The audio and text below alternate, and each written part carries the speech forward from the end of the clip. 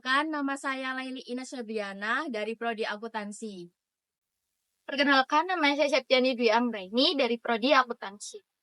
Perkenalkan, nama saya Putri Andini Rahmatika dari Prodi Sistem Informasi Fakultas Ilmu Komputer UPN Veteran Jawa Timur.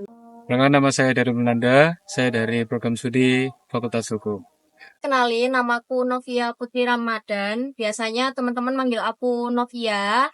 Sekarang semester 4 Prodi Psikologi dari Fakultas Psikologi dan Kesehatan UIN Sunan Ampel Surabaya. Halo, kenalin nama saya Amira Safalvia, biasa dipanggil Mira. Saya dari UIN Sunan Ampel Surabaya, jurusan Sastra Inggris dan saat ini sedang ada di semester 4. Saya tergabung menjadi bagian dari Paguyuban Duta Wisata Gu dan Yuk Kabupaten Sidoarjo dan juga Himpunan Mahasiswa Sastra Inggris UIN Sunan Ampel Surabaya. Saya Izatul Ilmiah, Sarjana Psikologi. Saya di sini menjabat sebagai guru BK di SMP Wahid Hasim Singasari. Iya, saya menggunakan beberapa media sosial seperti TikTok, Instagram, dan juga Twitter. Saya menggunakan media sosial untuk mencari hiburan dan juga mencari info tentang perkuliahan. Saya memiliki sosial media aktif dan sosial media yang saya gunakan itu banyak ya, WhatsApp, terus kemudian Instagram, TikTok, dan juga Twitter. Kalau tujuan penggunaan media sosial sendiri selain untuk komunikasi, bagi saya media sosial ini tempat untuk membangun personal branding ya. Karena kebetulan branding yang ingin saya bangun itu adalah branding seorang speaker di media sosial itu saya manfaatkan untuk menjadi platform personal branding saya. Dan juga update informasi-informasi terkini, seperti itu. Ya, saya menggunakan media sosial. Biasanya saya menggunakan Instagram sama TikTok sih. Tujuan saya menggunakan media sosial yang pastinya untuk hiburan ya. Mungkin mengikuti tren-tren yang saat ini sedang terjadi atau mungkin informasi-informasi yang lagi happening saat ini. Media sosial di kehidupan saya itu tidak terlalu mempengaruhi karena saya menggunakan media sosial itu hanya untuk sesuai kebutuhan, jadi untuk hiburan, untuk melihat berita. Kalau untuk yang perubahan drastis, hanya lebih sering melihat HP sih untuk mencari-cari apa yang lagi viral atau apapun itu. Ada perubahan drastis ya. Misalnya dalam keadaan lagi bosan ya, terus buka IG, buka TikTok itu pasti ada ngapain sih. Secara spesifik sebenarnya dari media sosial sendiri tidak ada dampak ya yang kayak membuat senang atau sedih, enggak. Tapi tergantung dari segi penggunaan saya karena saya tidak terlalu aktif dengan menggunakan media sosial.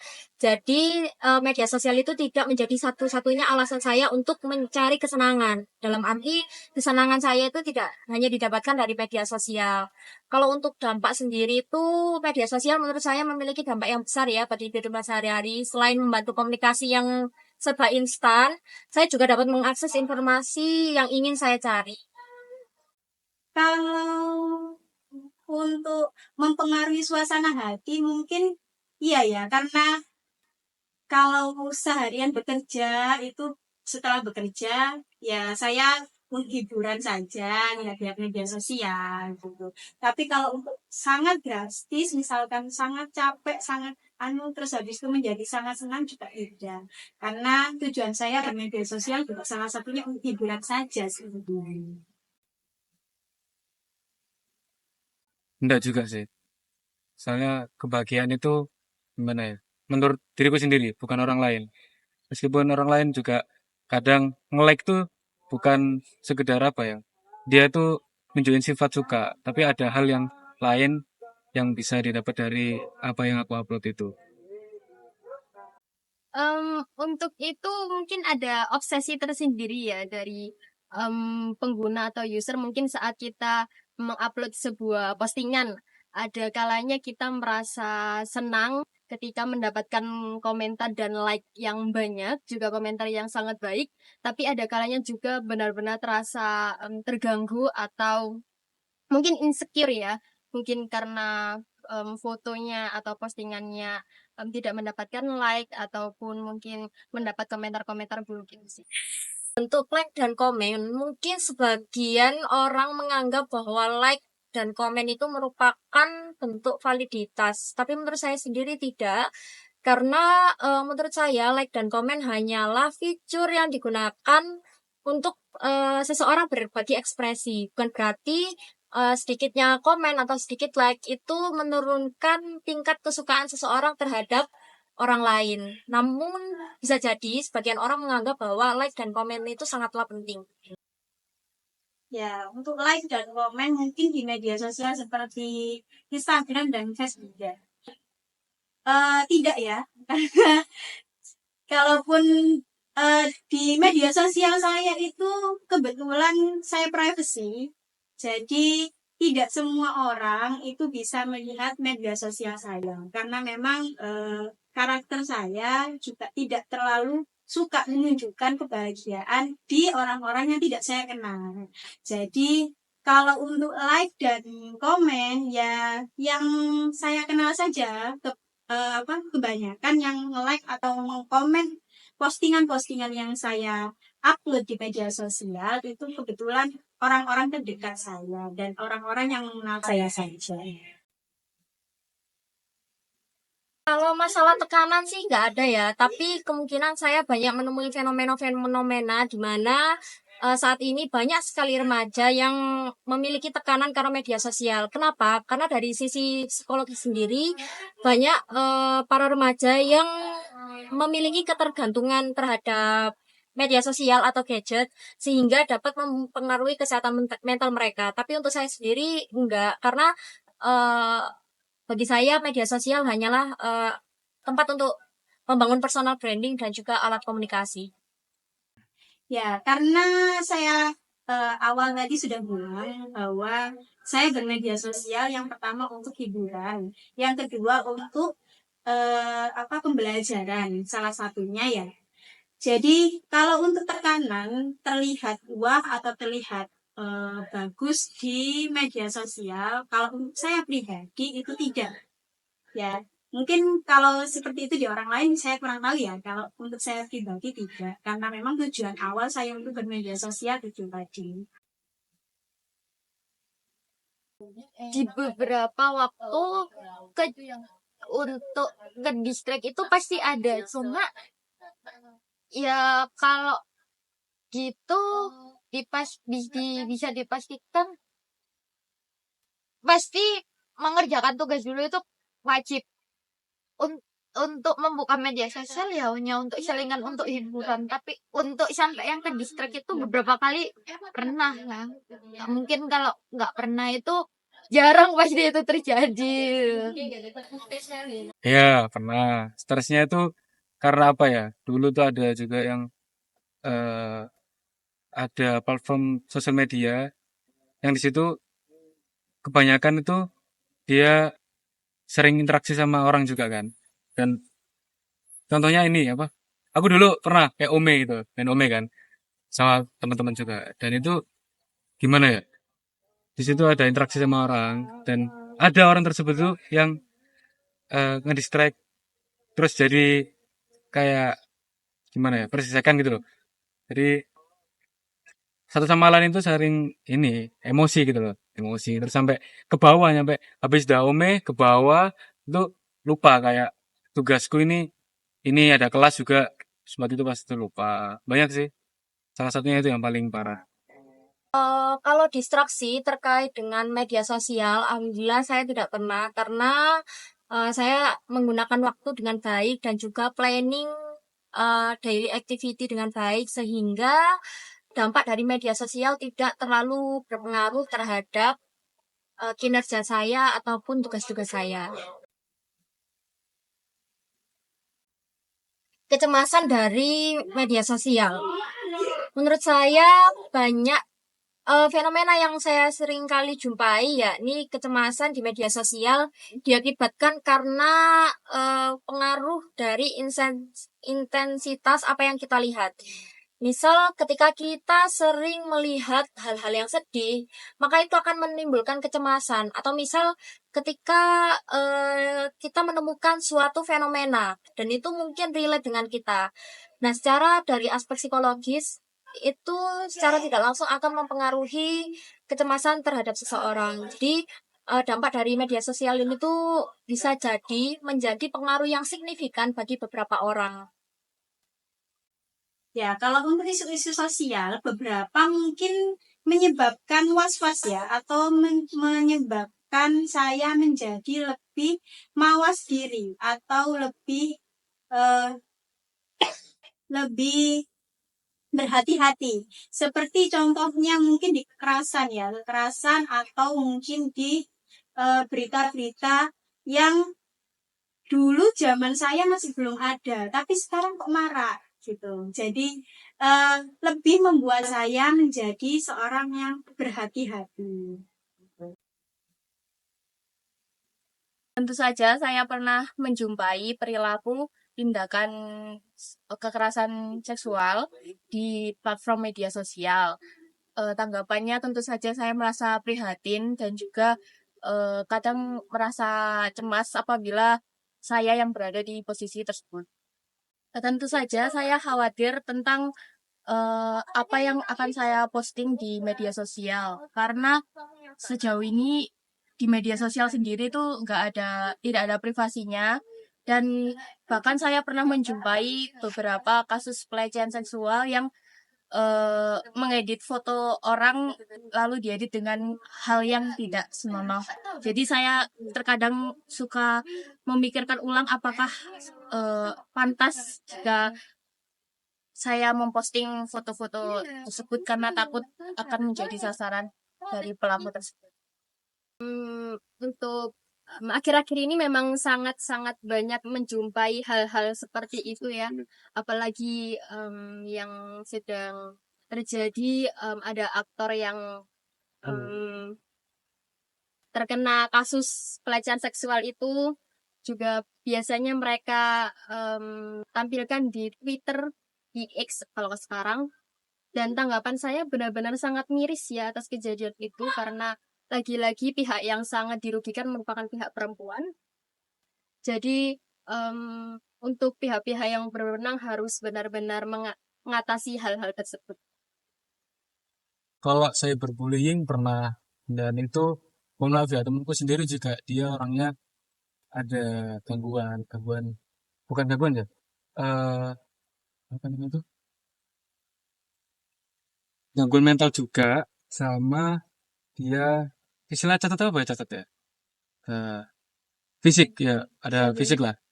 Dan itu gimana ya, dia pernah kayak memposting videonya di sebuah media dan itu banyak sekali yang bully. Dan kalau pelecehan seksual ada, itu pun di pasar malam kalau nggak salah, itu benar-benar langsung dipegang katanya pas itu juga. Jadinya dia ngerasa, dan pasti ada ini mentalnya juga, mentalnya down.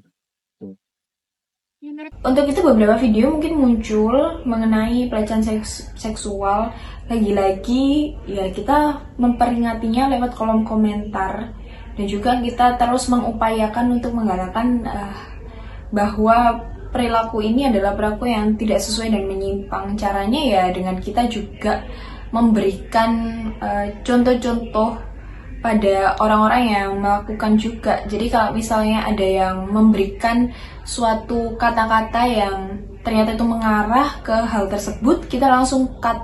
Jadi nggak yang malah mengikuti, malah mengiyakan pernyataan tersebut, tapi kita berusaha untuk menjauhi obrolan tersebut. Dengan itu ya kita sudah mencegah sebagai usaha pertama untuk mencegah terjadinya adanya pelecehan seksual.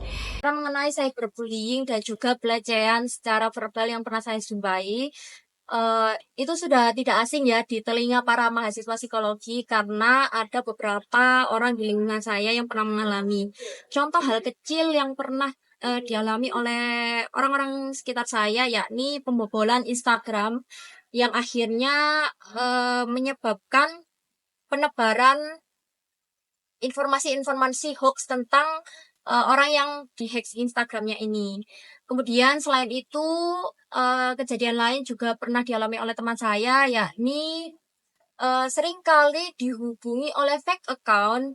Kemudian fake account itu mengandung mengirimkan suatu pesan yang sifatnya itu mengancam. Jadi secara tidak langsung hal tersebut itu berdampak pada kesehatan mental yang akhirnya menyebabkan si korban ini mengalami anxiety atau kecemasan. Oke, untuk cyberbullying dan juga eh, bullying pelecehan seksual secara verbal ya di media sosial. Alhamdulillah untuk anak-anak saya di SMP Wahid Hasim 9 Sedati itu tidak ada sampai sekarang, dan saya tidak berharap ya bahwa kejadian itu nanti terjadi di sekolah saya. Tetapi saya sering menjumpai atau mendengar dan juga melihat di media sosial bahwa sekarang sangat banyak terjadi kasus cyberbullying, bahkan itu pada usia-usia sekolah, usia SMP, usia SD bahkan ada. Dan itu membuat saya miris ya, dan juga sangat prihatin mengenai berita-berita tersebut. Tapi untuk di SMP Wahid Hasim 9 Sedati sendiri itu alhamdulillah masih belum ada sampai sekarang. Seperti yang saya sampaikan tadi, caranya ya kita bisanya hanya kalau di sosial media tentunya bisanya menyampaikannya lewat kolom komentar atau juga membuat suatu video yang nantinya ada peringatan mengenai pelecehan seksual ataupun kayak cara-cara mengatasi pelecehan seksual. Nah, kalau misalnya dari orangnya langsung, kita bisa menemukan akunnya. Dari situ kita bisa memberikan report akunnya sehingga pihak dari sosial medianya bisa menghapus akun tersebut dan tidak mengganggu. Intinya kita langsung report segala hal yang memang mengarah ke pelecehan seksual ataupun cyberbullying. Jadinya di situ orang-orang akan merasa kapok karena terintimidasi oleh yang lainnya. Karena yang kalau misalnya ada perilaku seperti itu, tentu tidak hanya satu atau dua orang yang mereport akun tersebut, tapi bisa jutaan orang yang memberikan report untuk akun tersebut. Jadi itu pelaku bisa merasa terancam untuk posisinya, ataupun biasanya dari yang saya ketahui beberapa itu orang-orang dapat menemukan informasi atas nama akun tersebut, mulai dari video, wajah dari pelaku, sehingga di situ ada sanksi sosial melalui media sosial, yang mana itu nanti akhirnya jadi hal yang bisa terbawa di kehidupan dia secara nyata, secara real life. Jadi ya intinya ada sanksi sosialnya itu tadi, akhirnya pelaku merasa kapok dan tidak ingin mengulangi lagi. Via media sosial. Oke. Kalau ngomong-ngomong media sosial, pastinya itu kita beritanya itu langsung viral. Jadi kalau menurutku ya itu sama kayak tadi, lebih ke nanggepinnya ngecat si akun yang ini di intimidasi lagi, dicari tahu, dijauh, setelah itu direhabilitasi, kayak diberitahu kenapa kok bisa gini, dan itu nanti bisa lanjut ke, kalau misalnya si korban tidak menerima dari pelecehan atau cyberbullying, itu bisa ke alurkan ke ranah hukum, dan itu nanti bisa dipidanakan, dan si pelaku ini juga dapat imbasnya juga tentang jawabnya.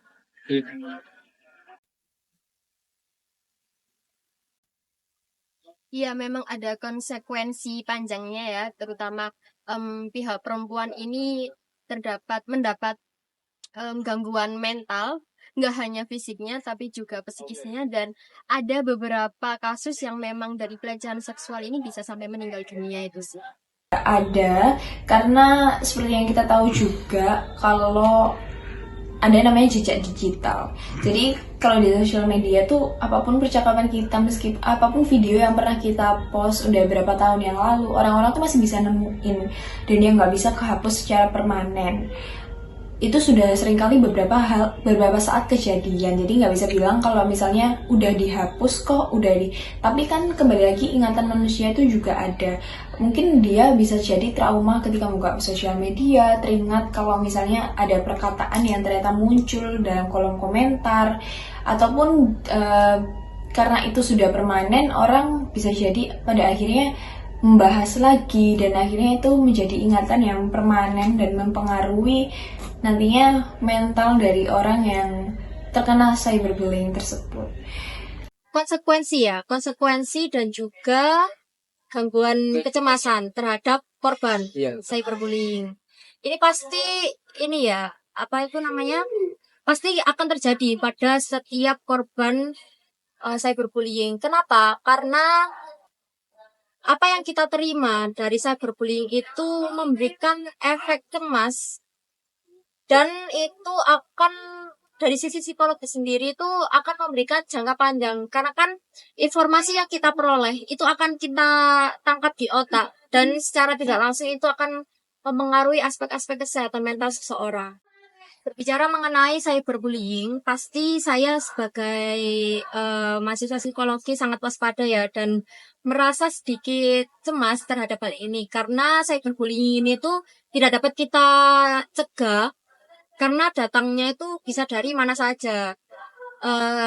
Pelaku dari cyberbullying ini tuh tidak bisa kita lihat secara fisik, karena cyberbullying ini dapat dilakukan oleh akun-akun fake atau akun anonim yang mungkin bisa memberikan pesan yang bersifat seperti mengancam atau pelecehan secara verbal. Kalau untuk efek ya dari cyberbullying atau pelecehan seksual secara verbal bagi korban itu pasti ada ya, apalagi seperti traumatis ya, sikap-sikap traumatis atau bahkan menarik diri dari lingkungan sosial itu yang terburuk ya, bahkan bisa menyebabkan bunuh diri.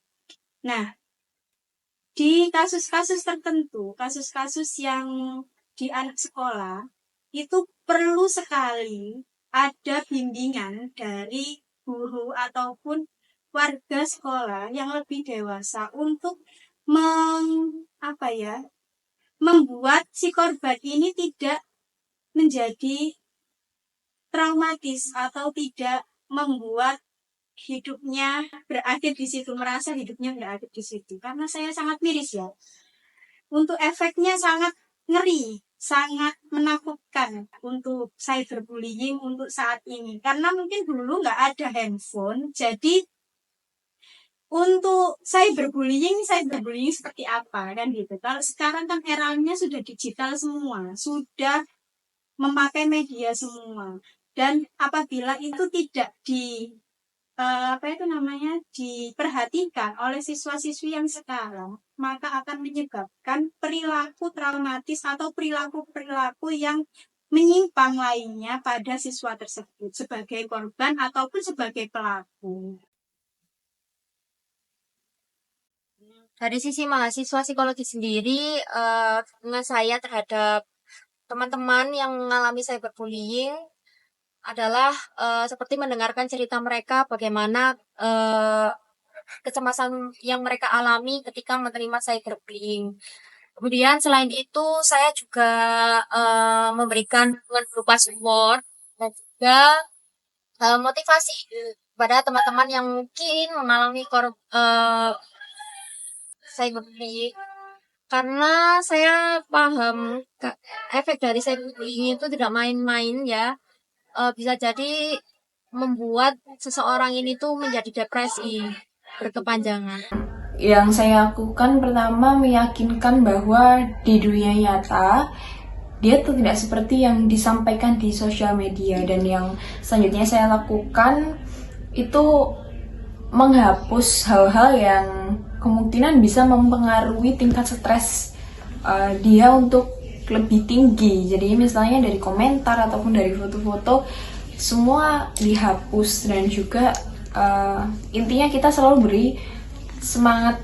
Kalau misalnya kita kasih kata-kata positif, kalau sebenarnya dia tidak seperti yang dilakukan pun, memang kalau misalnya benar seperti itu, ya cara yang kita lakukan ya kita memperbaiki diri kita. Akhirnya dari situ dia akan turut mengimbangi. Jadinya dari situ muncullah kepercayaan diri dia dan tidak ada lagi bullying di sosial medianya.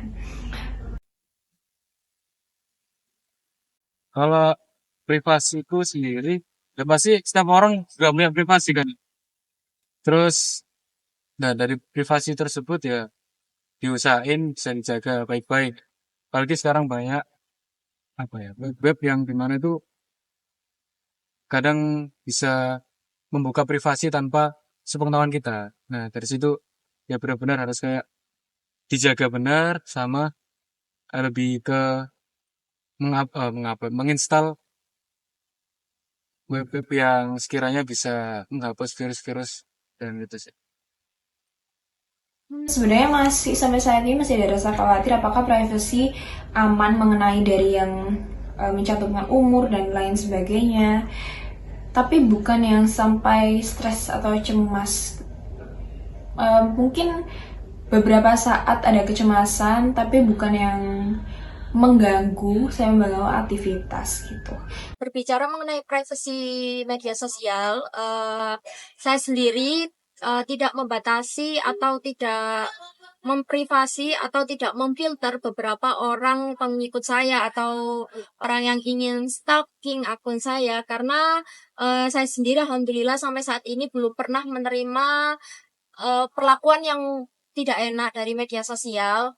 Tapi mungkin bagi pendapat orang-orang yang mengalami kecemasan terhadap cyberbullying, privasi merupakan hal yang sangat penting ya, karena dengan adanya privacy itu kan kita bisa membatasi siapa saja yang akan mengikuti media sosial kita, dan kita juga bisa membatasi orang-orang yang kemungkinan tidak kita kenal untuk memantau aktivitas kita.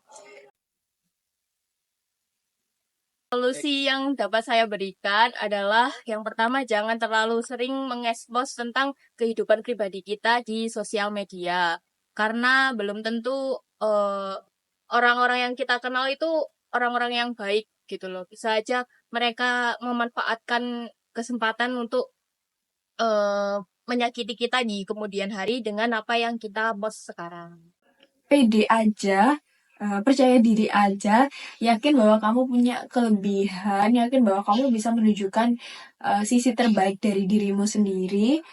Dengan itu ya orang-orang akan ikut terbawa energi positifmu. Intinya tunjukkan bahwa ini loh aku dengan segala kelebihanku. Even sebenarnya kamu berpikiran kayaknya nggak ada deh, tapi ya kita coba aja dulu. Misalnya minatnya ada di membuat kue ataupun masak ataupun yang lainnya, pokoknya kita share aja hal-hal yang menyenangkan dalam hidup kita. Nantinya orang lain juga akan turut mengaminkan hal-hal baik untuk diri kita sendiri gitu. Solusi atau saran yang mungkin bisa teman-teman terapkan adalah teman-teman membatasi komentar-komentar negatif yang teman-teman lihat. Seperti sekarang kan banyak sekali ya fitur-fitur akun Instagram yang bisa kita atur untuk membatasi komentar negatif ataupun membatasi orang-orang yang akan mengikuti teman-teman semua. Jadi kita bisa menggunakan settingan privacy sebagai bentuk awal atau langkah pertama agar teman-teman terhindar dari cyberbullying ini.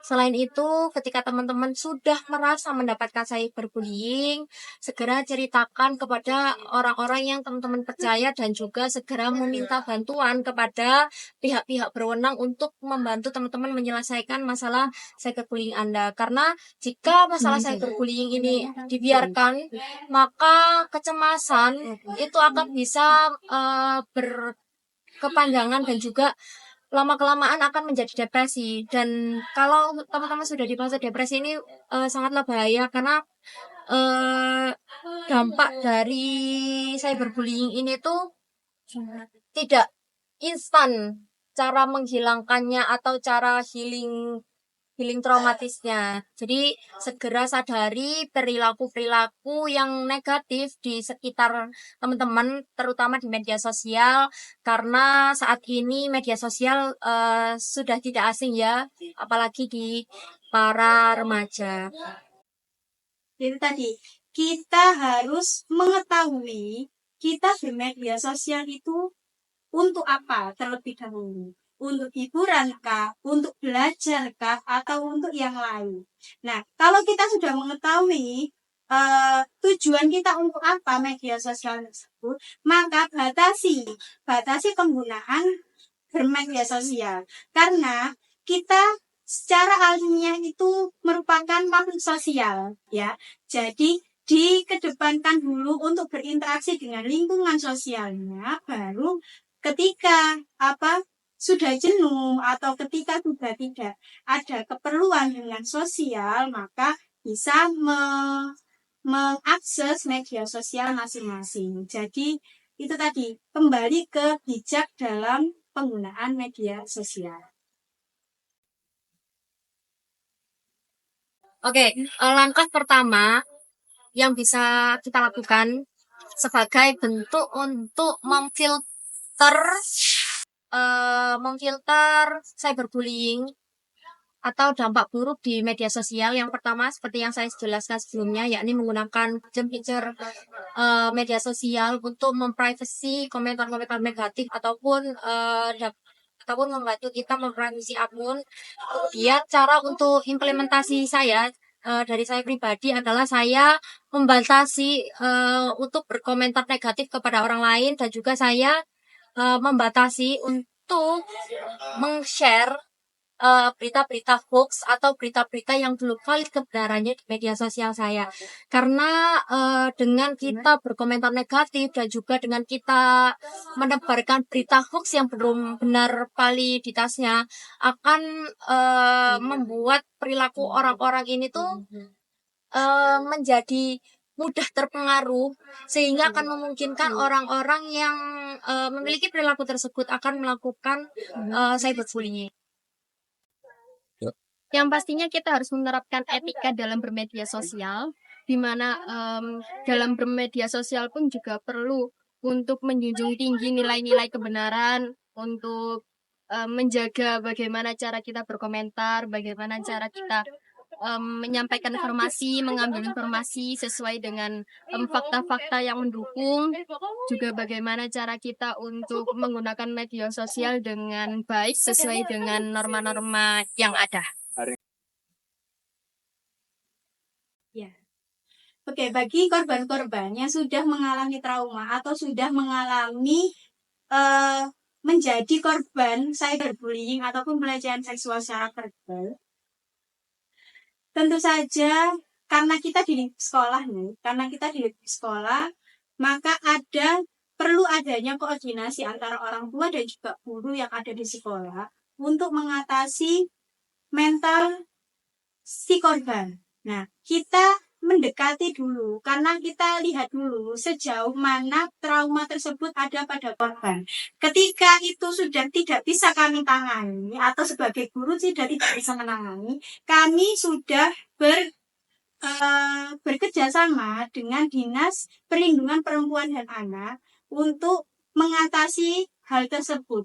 Jadi kita lihat dulu sejauh mana trauma tersebut ada pada anak tersebut. Kalau kita sudah merasa tidak mampu dan tidak bisa untuk menangani anak tersebut, maka anak tersebut perlu pendampingan yang lebih lagi dari Dinas Perlindungan Perempuan dan Anak dan juga psikolog terkait dengan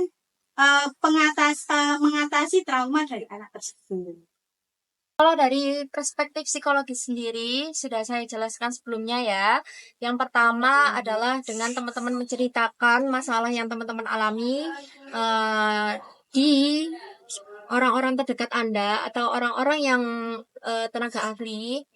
Terus kemudian teman-teman bisa menyimpan semua bukti pelecehan atau bukti cyberbullying yang teman-teman hadapi agar nantinya ketika teman-teman ingin melapor kepada pihak yang berwenang, teman-teman sudah memiliki bukti yang kuat dan teman-teman akan dibantu untuk memproses masalah tersebut dengan pihak yang berwenang. Seperti itu. Di sini sendiri, kalau di prodi saya kebetulan ada yang namanya Blue Space. Blue Space ini merupakan layanan konselor atau layanan konsultasi bagi para mahasiswa. Jadi kemungkinan untuk teman-teman yang mengalami cyberbullying, salah satu cara yang bisa teman-teman lakukan adalah menceritakan seperti apa kejadian cyberbullying yang teman-teman alami. Kemudian teman-teman juga bisa melakukan atau menyimpan bukti dari cyberbullying ini. Terus jika teman-teman membutuhkan ingin healing atau ingin menyelesaikan dampak trauma atau dampak kecemasan ini, teman-teman bisa berkonsultasi langsung kepada ahli, bisa ke psikiater atau psikolog untuk dapat membantu teman-teman mengatasi masalah ini. Dan untuk pelaporan cyberbullying sendiri, teman-teman bisa melakukan kepada Komisi Perlindungan Perempuan dan Anak ataupun kepada tenaga-tenaga yang mewadahi untuk pelaporan cyberbullying ini. Menurut saya seharusnya pihak yang berwenang membuat wadah untuk menyampaikan aspirasi apabila ada seseorang yang menjumpai ataupun mengalami kekerasan seksual maupun cyberbullying di kehidupannya. Kesadaran tentang cyberbullying di media sosial bisa kita deteksi atau bisa kita cegah sejak sedini mungkin.